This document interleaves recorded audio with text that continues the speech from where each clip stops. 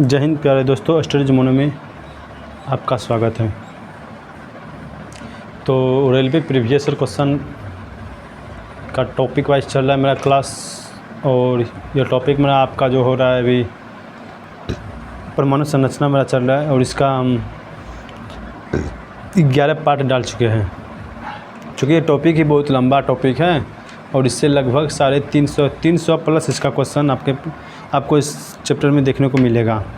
वो भी रेलवे के कई एग्ज़ाम में कई क्वेश्चन पूछा हुआ है। मतलब कई एग्ज़ाम रेलवे का एक विभाग आपको पता ही है कि विभाग नहीं होता है, कई विभाग होता है, और कई विभागों में मिला दिया जाए तो लगभग इसमें 300 प्लस क्वेश्चन बन गया है।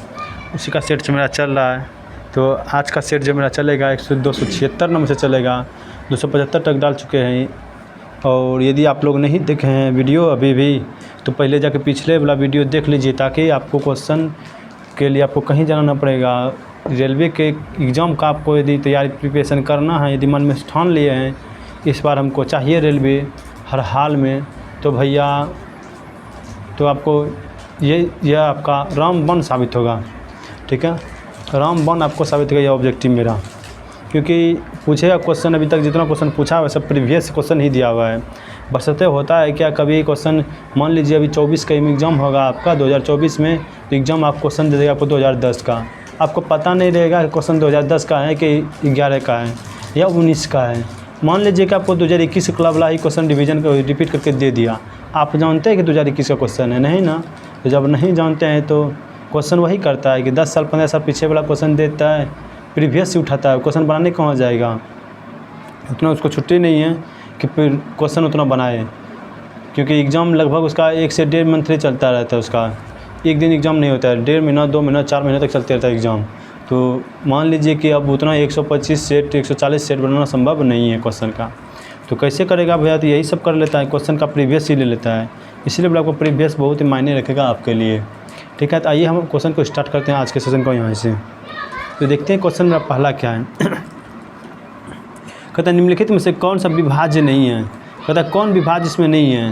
तो देखिए परमाणु को हम तोड़ सकते हैं।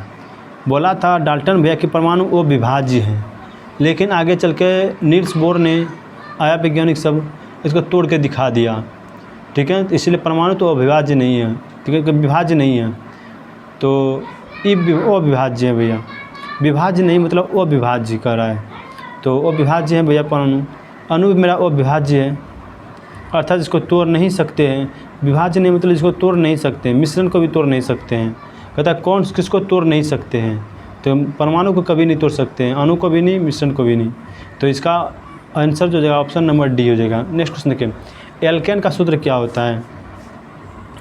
एल्केन का जो आपका सूत्र हो जाएगा भैया वह CnH2n+2 हो जाएगा। देखिए इसमें आपको 3 चीज़ मिलेगा आपको देखने के लिए। एक एल्केन आता है, एक होता है एल्कीन आता है, और एक होता है आपको एल्काइन। ये 3 चीज़ आपको देखने को बार बार मिलेगा एग्जाम में। क्या क्या बोले? Alkene alkene alkene alkyne. जोड़ो हटाओ घटाओ। इसका हम सिंपल सा ट्रिक बनाए हैं क्या, कि जोड़ो हटाओ और घटाओ। तो जोड़ो आपको नहीं समझेंगे, जोड़ो हटाओ घटाओ का मतलब क्या होता है। जैसे मान लिया हम लिखे पर CnH2n लिख दिए। ठीक है, अब इसमें 2 जोड़ेंगे बन जाएगा मेरा एल्केन, 2 घटाएंगे आइन बन जाएगा, और 2 हटाएंगे बन जाएगा मेरा एल्कीन। इसलिए जोड़ो हटाओ घटाओ। तो +2 जोड़े तो एल्केन बन गया। तो एल्केन का सामान्य सूत्र जो होता है CnH2n+2 होता है। नेक्स्ट क्वेश्चन देखिए क्या है। 1899 ईस्वी में अल्फ़ा और बीटा पार्टिकल की खोज किसने किया था। अर्थात अल्फ़ा कण और बीटा कण का खोज किसने किया था। तो यह जो खोज कर रहा था उस समय वैज्ञानिक था मेरा रदरफोर्ड भैया। रदरफोर्ड ने ही अल्फ़ा कण और बीटा कण का खोज किया था। किसने? रदरफोर्ड ने। कब? 1899 ईस्वी में। क्वार्ट्ज का रासायनिक सूत्र क्या होता है। तो क्वार्ट्ज का रासायनिक सूत्र होता है वह सोडियम सिलिकेट को ही बोला जाता है क्वार्ट्ज। क्या बोले? Sodium silicate. तो ऑप्शन नंबर डी इसका राइट आंसर हो गया। नेक्स्ट क्वेश्चन देखिए, उद्दजन। उद्दजन को बोला जाता है हाइड्रोजन। परमाणु की न्यूट्रॉन संख्या कितनी है। तो हाइड्रोजन के परमाणु की न्यूट्रॉन की संख्या जो मेरा हो जाएगा भैया, इससे हम हाइड्रोजन का देखिए परमाणु संख्या क्या होता है। परमाणु संख्या 1, द्रव्यमान संख्या भी 1, और न्यूट्रॉन की संख्या निकालते कैसे, दोनों का डिफरेंस को बोलते हैं। ऊपर का नीचे का घटा देंगे निकल जाए क्या, न्यूट्रॉन की संख्या। तो 1 में 1 जाएगा कितना, 0। तो 0 है मेरा इसका, इसीलिए इसको आवारा तत्व के नाम से भी जाना जाता है। क्लियर। किसको आवारा तत्व के नाम से जानते हैं? हाइड्रोजन को।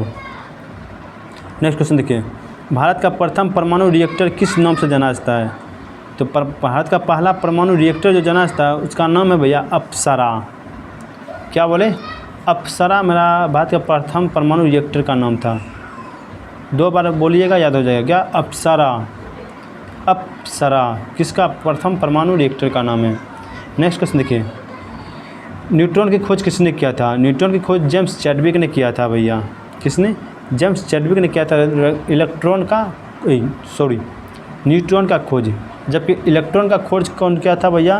तो इलेक्ट्रॉन का खोज जो किया था वो जे थॉमसन ने किया था। ठीक है, जे थॉमसन ने किया था। आइए सर नेक्स्ट क्वेश्चन देखिए, SI 1430, P 1531, S 1632 हैं, तो यह क्या है भैया? आइए हम इसके देखते हैं। सब में देख लेना। तो ऊपर वाला पहले देखे तो ऊपर वाला कहीं समान है क्या?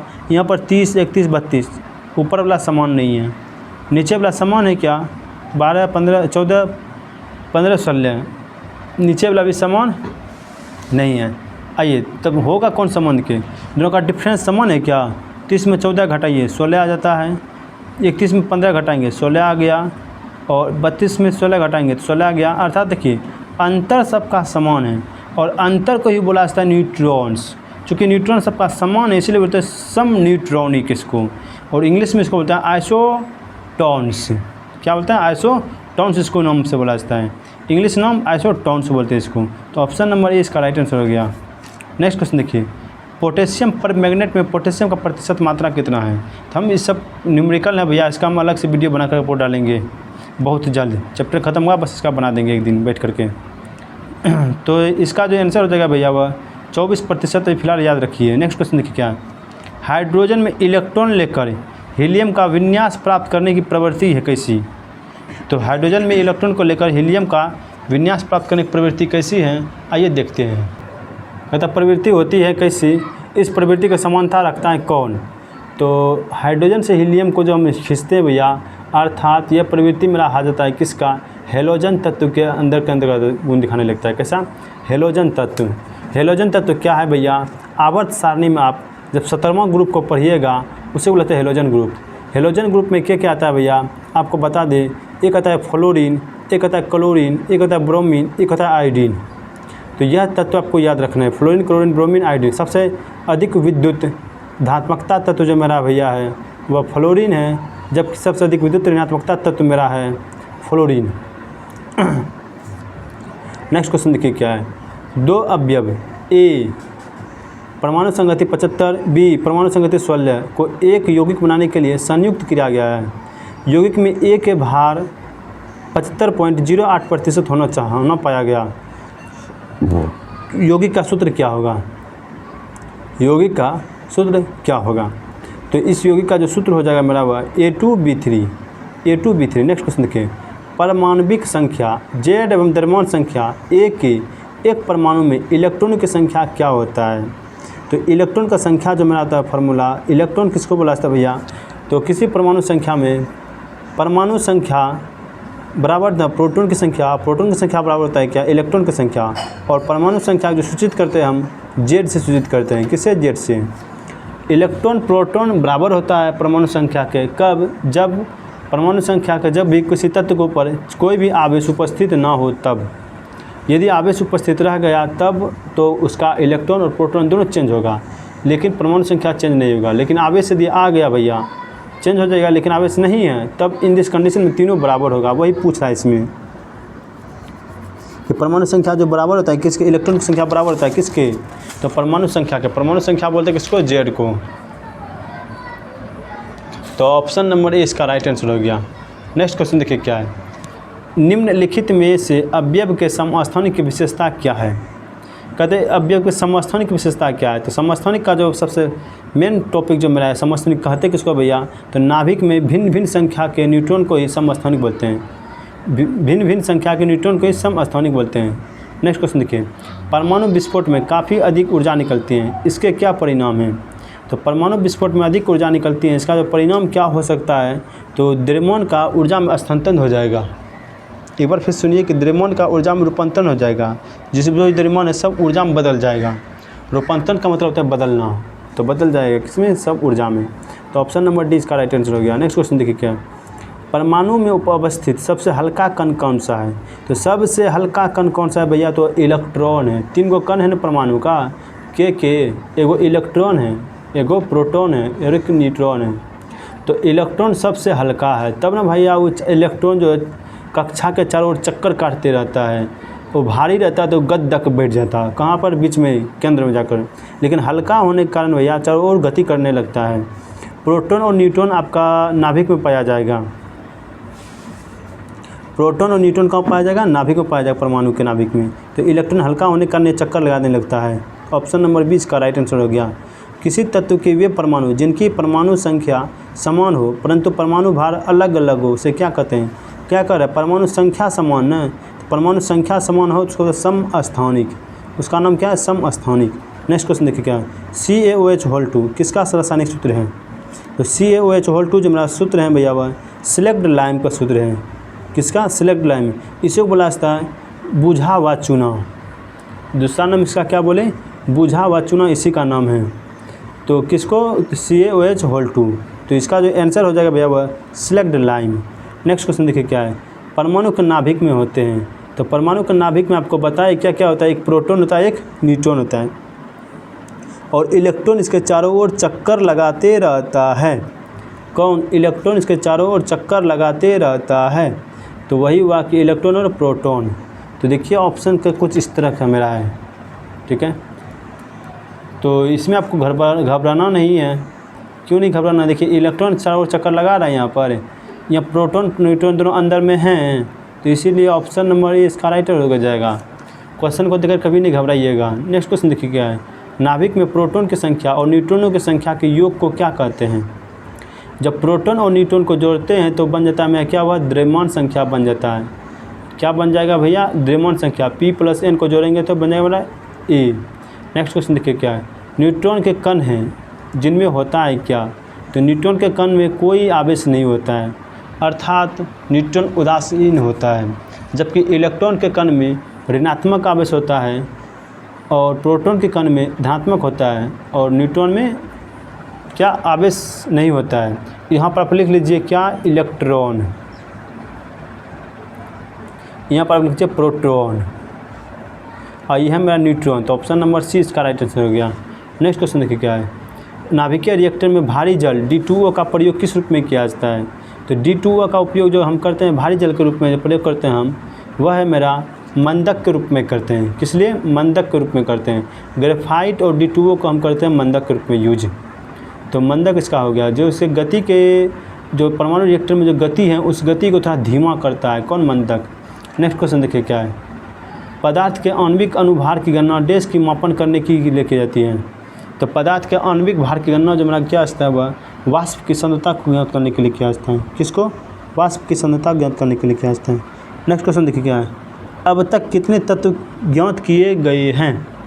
तो वर्तमान में आपको हम बता देते हो, अभी जो मेरा है 118 तत्व वर्तमान में है, जबकि 2016 से पहले मेरा 114 तत्व था। तो यदि पूछेगा 2016 से पहले कितना था, तो 114 था। इसीलिए आप जब NCERT सबको देखिएगा तो बहुत से बुक में आपको तत्वों की संख्या 114 ही लिखा रहेगा। कितना, 114 ही लिखा रहेगा। लेकिन आधुनिकीकरण जब अभी तुरंत देखिएगा, अभी के वर्तमान में देखिए कितना है, तो 118 है। 4 तत्व जो मेरा आया है भैया वह 2016 में एक संशोधन हुआ था, 2016 में इसको दर्जा मिला है 4 गो तत्व का। 4 तत्व का दर्जा कब मिला है, 2016 में। इससे पहले कितना तत्व था, 114 था। तो जितना भी बुक सब छपा हुआ है NCERT, यदि वह बुक यदि आपको देखिएगा, यदि वह बुक 2016 के बाद उसका पब्लिकेशन हुआ होगा, अर्थात वह बुक यदि 2016 के बाद छपा होगा तब उसमें 118 लिखा होगा। लेकिन 2016 से पहले का होगा बुक, तो उसमें जो भैया 114 ही आपको दिखेगा। कितना, 114। तो वर्तमान में कितना तत्व, 118 है। नेक्स्ट क्वेश्चन देखिए क्या है, परमाणु की प्रभावी त्रिज्या होती है कितना। तो परमाणु की प्रभावी त्रिज्या जो होता है वह 10⁻⁻10 मीटर होता है। कितना, 10⁻⁻10 मीटर होता है किसका, परमाणु का त्रिज्या। नेक्स्ट क्वेश्चन देखिए क्या है, निम्न में से किसकी अनुसंख्या तथा अनुभार एक समान होता है। तो आप देखिए हाइड्रोजन को, हाइड्रोजन का जो भैया होता है परमाणु संख्या 1 और द्रव्यमान संख्या भी 1, अर्थात दोनों देखिए समान ही हैं, परमाणु संख्या भी समान है और अनुभार भी समान है। तो किसका है भैया? हाइड्रोजन का। बाकी कोई भी तत्व लीजिए दुनिया का, हाइड्रोजन को छोड़ के उसका दोनों कभी बराबर नहीं होगा। क्लियर? ना तो अणु संख्या बराबर होगा, ना तो उसका अनुभार की संख्या समान होगा, तो कभी भी नहीं होगा। चाहे दुनिया का कोई भी तत्व लीजिए, 118 तत्व है ना, हाइड्रोजन को छोड़ करके दूसरा कोई भी लीजिए, कोनो कभी भी दोनों बराबर नहीं हो सकता है भैया। तो एकलौता के हैं हाइड्रोजन ही, जिसका अनुभार भी समान और अणु संख्या भी समान होता है। तो हाइड्रोजन इसका राइट आंसर हो गया। ठीक है, तो मेरा आज का भी 25 क्वेश्चन का सेट यहीं पर समाप्त होता है भैया। यदि आपको वीडियो अच्छा लग रहा है तो एक बार कमेंट भाई ज़रूर कर दीजिएगा, साथ ही साथ लाइक तो ज़रूर करना भैया, क्योंकि आप लाइक कीजिएगा तब ना हमको पता चलेगा कितना विद्यार्थी किया है, क्लास नहीं किया है। कमेंट कीजिएगा तब ना हमको अनुभव होगा कि हाँ इतना बच्चा मेरा क्लास कर रहा है, तो मेरा इतना बच्चा क्लास कर रहा है। तो इसीलिए आपको बोले कि बार बार कि कमेंट भैया ज़रूर कीजिएगा, कमेंट से हमको पता चलेगा और क्लास आपको कैसा लग रहा है। फीलिंग तो ज़रूर एक बार दीजिएगा, अपना फीडबैक बताइएगा। ठीक है, यदि आपको किसी क्वेश्चन में परेशानी हो रही है, आप क्लियर हमको पूछ सकते हैं कमेंट में डाल कर, इस क्वेश्चन को आप डिटेल से बताइए, तब उस क्वेश्चन को हम डिटेल से आपको फिर से बताएंगे। ठीक है, लेकिन एक बार कमेंट कीजिएगा, इससे क्या हमको पता चलेगा कि आप देखे हैं वीडियो नहीं देखा। नहीं कितना क्या होता है कि वीडियो को चलाता है, 1 मिनट चला करके फिर उसको बंद कर देता है। तो आप देखिए पूरा पढ़िएगा तब ना आपको पता चलेगा कि कौन क्वेश्चन अच्छा है, कौन क्वेश्चन ख़राब है। 1 मिनट में क्या होगा, 1 मिनट में मुश्किल से 2 से 3 क्वेश्चन आपको बताते होंगे, लेकिन फ़ायदा क्या होगा पढ़ने से। इसीलिए कुछ करना है तो भैया आपको क्लास करना ही पड़ेगा। तो ठीक है, तो आज के सेशन को यहीं पर समाप्त करते हैं भैया। मिलते हैं आपको नेक्स्ट सेशन में। इसी के साथ जय हिंद।